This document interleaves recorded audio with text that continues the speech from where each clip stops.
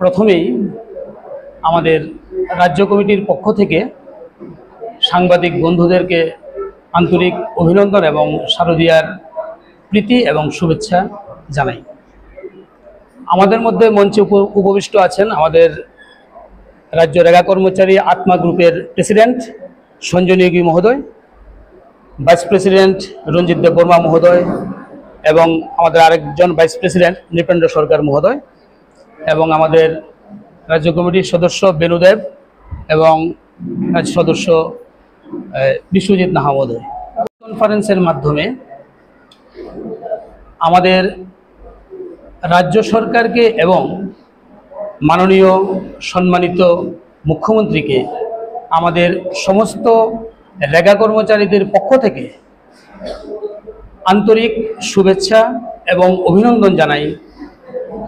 কারণ বর্তমানে ত্রিপুরার যে ভয়াবহ বন্যা সংঘটিত হয়েছিল, তারপরে সকলেরই অবগত আছেন যে রাজ্য একটা খুব ভীষণ সমস্যার মধ্যে দিয়ে চলছে। তারপরেও রাজ্য সরকার আমাদের রেগা কর্মচারীদের বিভিন্ন দাবি দাওয়া মেনে এই পরিস্থিতিতে আমাদের জন্য 5% বেতন বৃদ্ধি করেছে। তাই আমি রাজ্য কমিটির পক্ষ থেকে আবারও আমাদের মাননীয় মুখ্যমন্ত্রী এবং বর্তমান রাজ্য সরকারকে অনেক অনেক অভিনন্দন এবং শুভেচ্ছা জ্ঞাপন করছি। আমাদের আসলে দাবি ছিল নিয়মিতকরণ। এটা আমাদের বিগত দিনের থেকেই, অনেক দিনের থেকেই দাবি। প্রায় আমরা 18 বছর চলছে আমাদের রেগা কর্মচারীরা এই বিশাল সেন্ট্রালের একটা স্কিমে আমরা নিয়োজিত আছি, কিন্তু দেখা যাচ্ছে আমরা এখনও একটা কন্ট্রাক্ট হিসেবে আছি এবং আমাদের যে বেতন, সেই বেতন অন্যান্য সরকারি কর্মচারী থেকে অনেক কম, যা বর্তমানে আমাদের বৃদ্ধ বাবা মা বা আমাদের যে পরিবারের সন্তান সন্ততি নিয়ে চলতে গেলে ভীষণ কষ্টকর।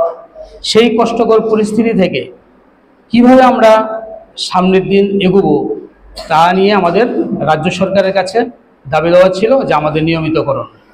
যাক, এই পরিস্থিতি থেকেও রাজ্য সরকার আমাদের জন্য 5% বেতন বৃদ্ধি করেছে, যা আমাদের জন্য খুবই একটা আনন্দিত এবং আনন্দের সংবাদ।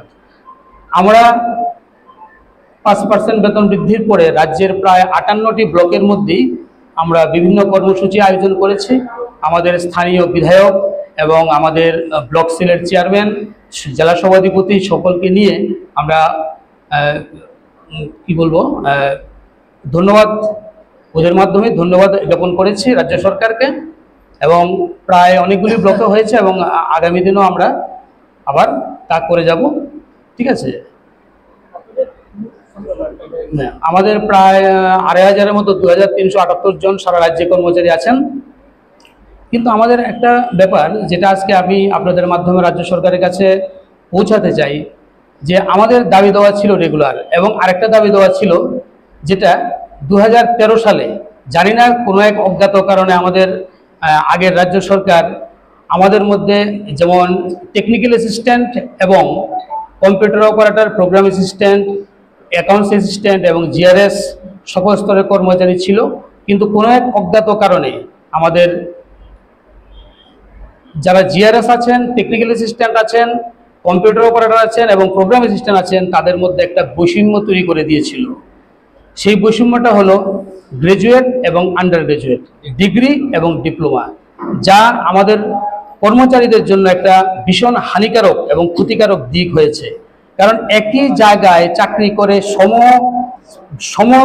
একদম সমান কাজ করে একজন জিআরএস গ্রাজুয়েট যে কাজ করছেন, একজন আন্ডার গ্রাজুয়েট সেই একই কাজ করছেন।